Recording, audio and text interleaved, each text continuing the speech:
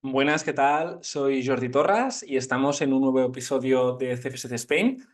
Hoy vamos a hablar sobre un artículo que colgamos en nuestro blog en cfscspain.com que escribió Kevin Carr y hoy voy a intentar desmenuzarlo un poco y llevarlo un poco a la parte un poco más práctica e incluso un poco más personal. El artículo en sí lo podéis encontrar de forma gratuita en nuestra web. Se titula 5 características de los gimnasios de éxito. Está escrito por Kevin Carr, copropietario del centro de My Boy y creador de las formaciones de CPC, entre otras cosas. Lo bueno de esto es que Kevin ha viajado muchísimo, es decir, ha visto muchos centros de entrenamiento gracias a las formaciones.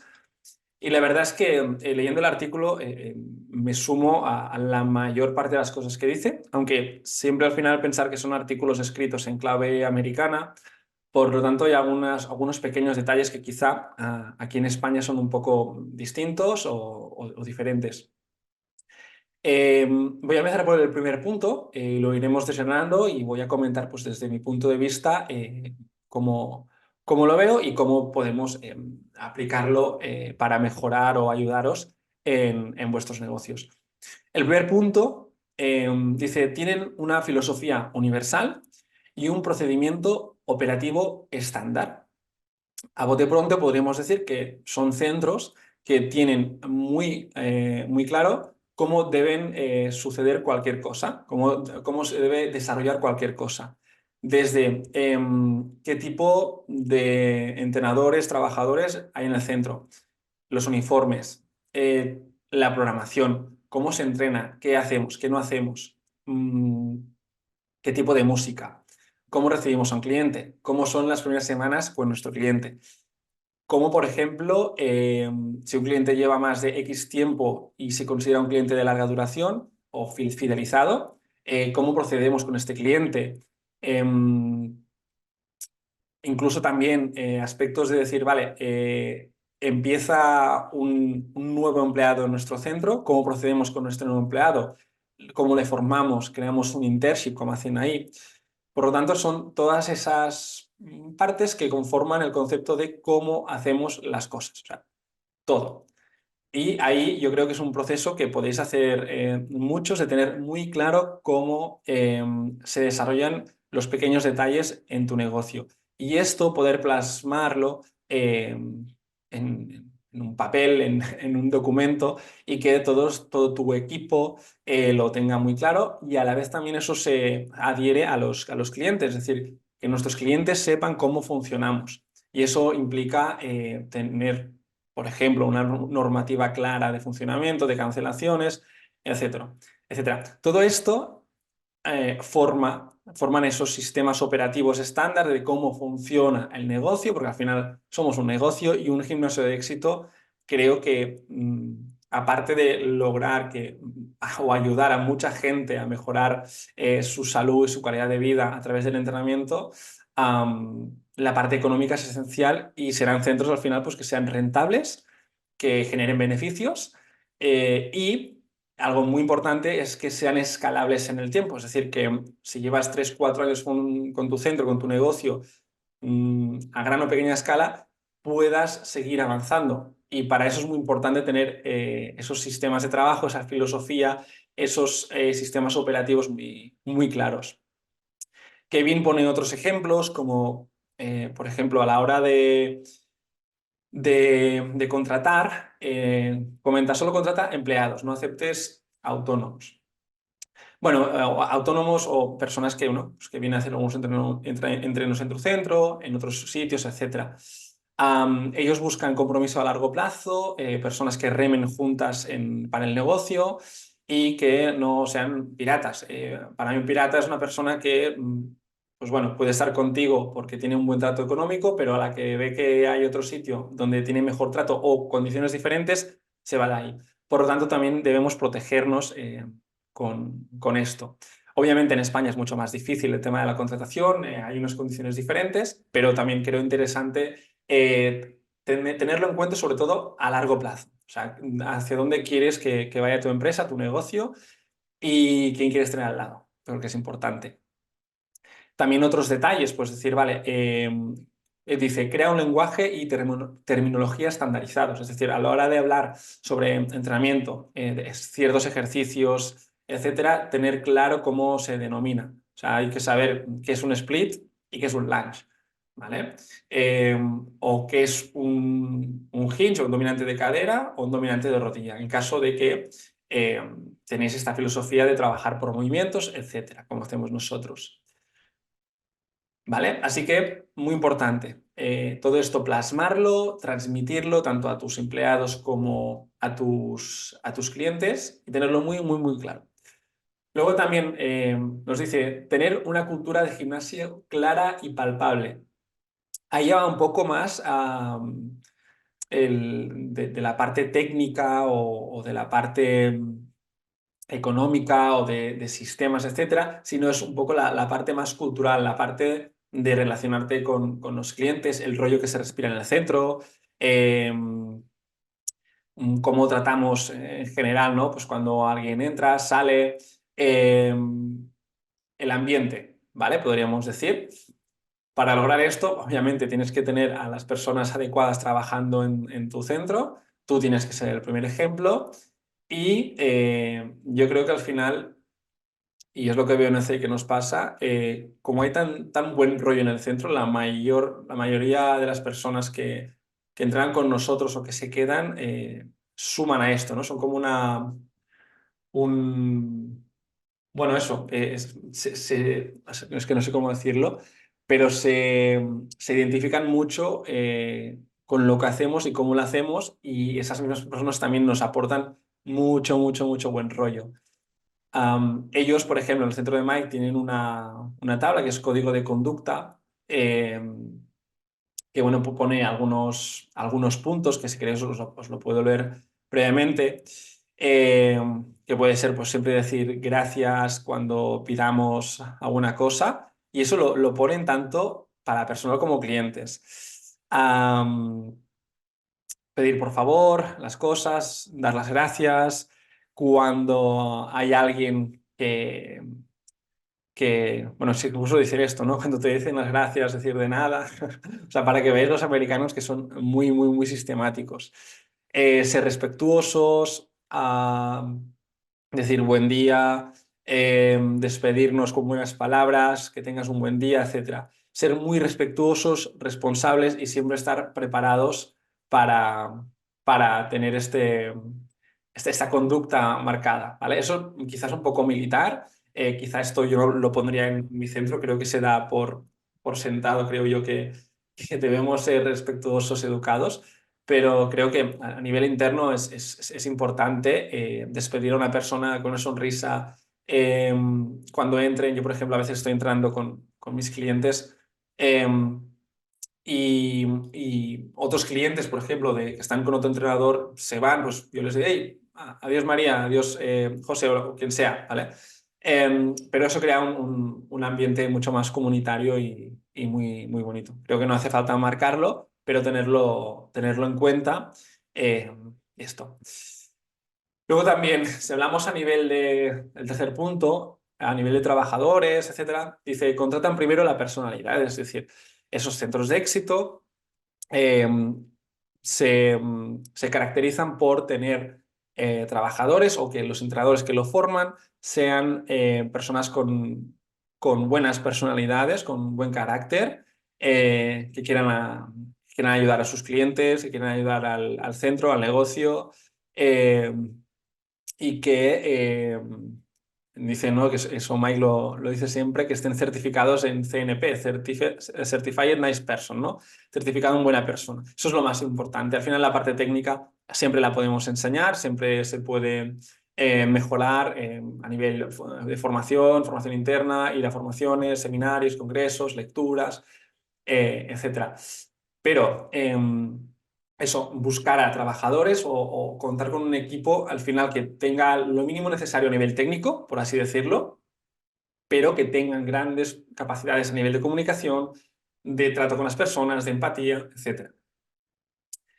Creo que al final todo lo que pasa debajo de una marca, de un centro, en mi caso pues el CEI, afecta al CEI. Por lo tanto, todas las raíces que van saliendo, o todas perdón, las partes que van saliendo, van floreciendo de la base que tenemos, deben respetar nuestra forma de hacer y de comportarnos. Ellos hay una cosa que hacen muy bien y que les da la oportunidad de ver si estos futuros empleados o personas que quieran formar parte de su negocio tienen un internship que está muy bien montado. Eh, Creo que van de un mes a 3 meses. Nuestro compañero Raúl estuvo ahí haciéndolo. Y para ellos es una oportunidad de ver realmente si esa persona, por una gran entrevista que haya hecho, por mucho que te haya hecho que es súper buena persona o súper buen rollo, etcétera, lo que quieres ver es esa persona cómo actúa trabajando horas. O sea, después de 5 horas, esa persona, el quinto entreno está bien, tiene ganas de tratar bien a la gente. Ahí se demuestran muchas cosas, ¿no? Y ellos tienen este proceso de internship que también se realizan formaciones internas, etcétera, y pueden ver claramente cómo es una persona en verdad. Y yo os lo recomiendo a nivel personal que deis como un margen de tiempo, tanto si trabajáis en contratación o con autónomos, etcétera, a dar un margen de tiempo como de prueba para ver si realmente estas personas pueden formar parte de tu casa, ¿no? De tu centro. Y también otro punto interesante para saber si las personas que están en tu equipo es preguntar a los clientes sobre esos trabajadores, básicamente.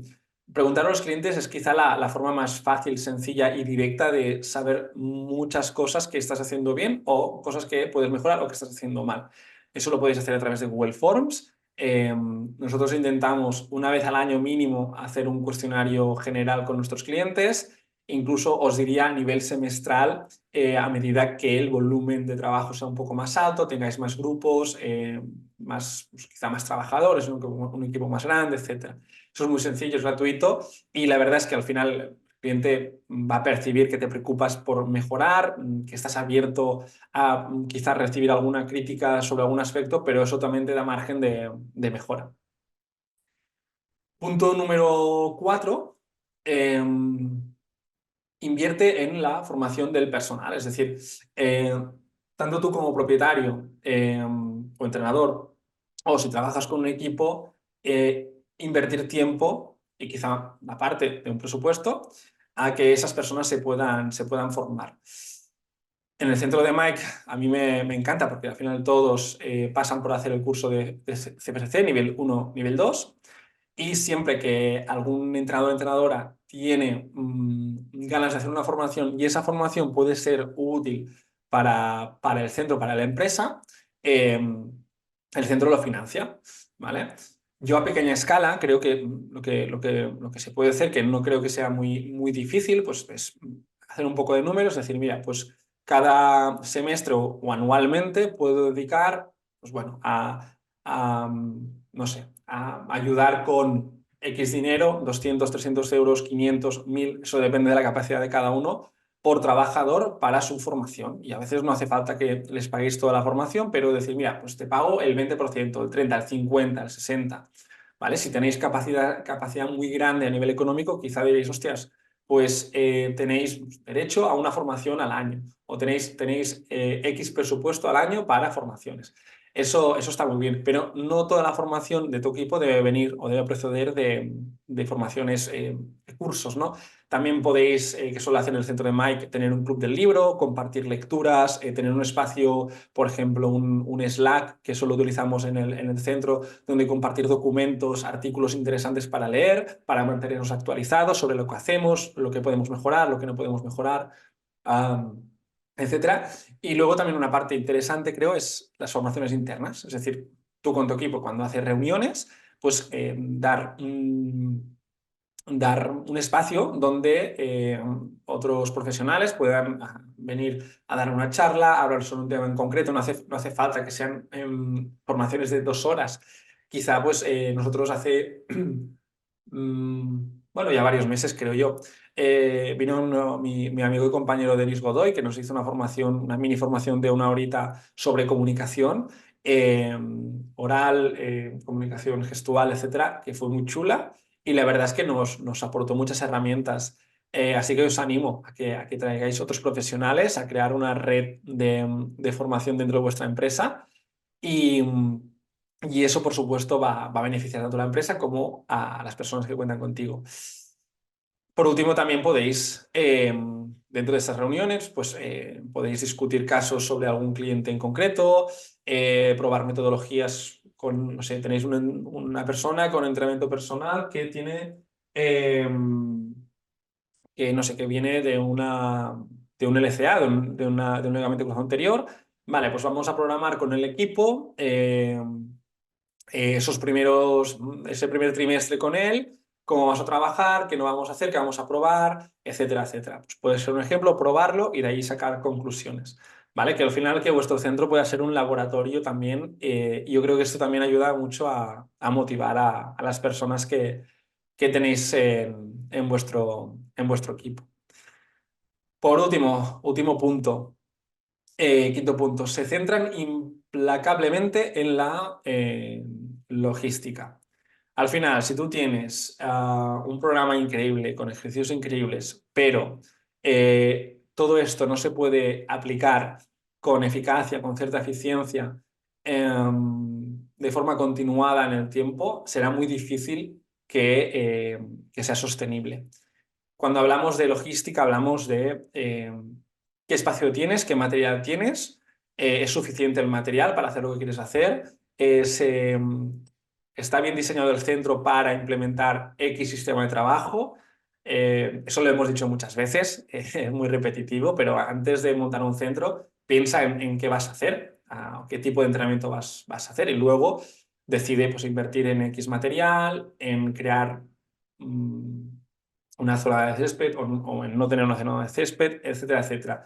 No copiéis, porque lo he visto, diseños de centros que luego yo, o sea, lo he visto, ¿no? Que dices, hostia, sí, tengo que poner un césped, un carril y tal, y luego ves que no tiene, o sea, aplican un sistema de entrenamientos que no les haría falta ni el césped, ni tanto espacio para X, etcétera, etcétera. Y eso para mí es la logística, ¿no? Funciona todo bien, necesitamos algo más de material, podemos quitar material y ampliar el espacio, etcétera, etcétera. Y eso continuamente ir revisándolo junto a tu equipo y bueno, siempre tener ese margen de reflexión de lo que estás haciendo. Am, Aparte también a nivel logístico y de instalaciones, etcétera, lo que he dicho antes, tus clientes también te pueden ayudar muchísimo. Te sientes cómodo con el espacio, eh, necesitas vestuarios, no las duchas, por ejemplo, nosotros no tenemos duchas en el local nuevo, porque vimos que solo nada, un 1% de los clientes lo utilizan, así que son decisiones que hemos tomado, pero antes sabiendo lo que había. Vale, dicho esto, no me quiero enrollar mucho más. Simplemente quería transmitir un poco algunos de los puntos que comenta Kevin en este artículo. Recordad que es abierto, que es gratuito, lo tenéis en nuestra página web. Am, Podría dar por mucho más, lo que he dicho al principio. El éxito de un centro puede venir determinado por lo económico, también puede venir determinado por lo personal, es decir, yo quizá mi éxito como Jordi, ¿no?